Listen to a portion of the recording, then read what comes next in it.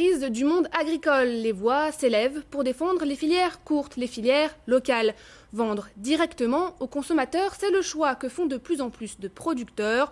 En Rhône-Alpes, ils sont près d'un tiers à travailler de cette façon. C'est avantageux pour eux, c'est avantageux pour le client. Exemple à Saint-Georges-de-Renins, dans le Beaujolais, avec Sophie Valzecchi et Jean Perrier.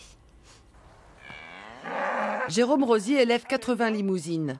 Depuis 2 ans, il a repris en partie l'exploitation agricole de ses parents dans le Beaujolais. Ce jeune agriculteur n'a pas hésité.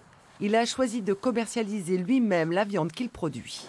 Une option qu'il ne regrette pas. Elle demande plus de travail, mais elle est aussi plus rentable. On va valoriser à peu près 20% au-delà de ce qui est vendu en cheville. Et en cheville, c'est-à-dire que certains producteurs, ceux qui ne font pas de vente directe, vendent des lots de bêtes à un certain prix carcasse. Moi, ce prix carcasse-là, je vais le valoriser 20% au-dessus. Une fois déduits les frais de l'abattoir, du transport et de la commercialisation, Jérôme Rosier vend en moyenne le kilo de bœuf 6,50 €. Ses parents, qui continuent de passer par des intermédiaires, sont loin de toucher un tel prix et surtout, ils sont tributaires des cours. Aujourd'hui, ils sont si bas que son père préfère ne pas vendre ses vaches. Alors à 5 €, bon, on valorise, ça va déjà mieux. Mais là, aujourd'hui, si on veut vendre une bête, c'est en dessous de 4 €. Hein. C'est pas possible. Non, c'est pas possible, non. Non, c'est vraiment sacrifier de la bonne marchandise. Belleville-sur-Saône, un magasin flambant neuf dans une zone commerciale. Il appartient à 14 agriculteurs du secteur. Ils se sont regroupés pour y vendre leurs fruits et légumes, leur miel ou encore leur viande.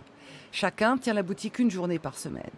Ce jour-là, Jérôme Rosier a enfilé son tablier de commerçant, un nouveau job qui lui génère un chiffre d'affaires de 2 500 € par mois, mais qui est surtout gratifiant. Il faut avoir quand même un côté un peu commercial aussi.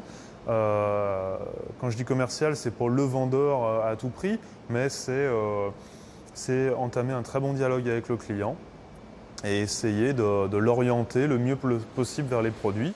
Et la démarche de ces agriculteurs séduit les clients.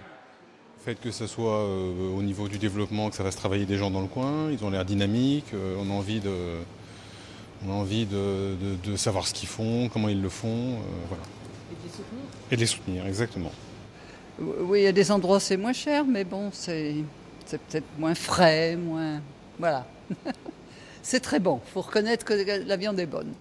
Le circuit court, une solution peut-être face à la crise des producteurs de viande et de lait, à condition qu'ils soient au plus près des consommateurs.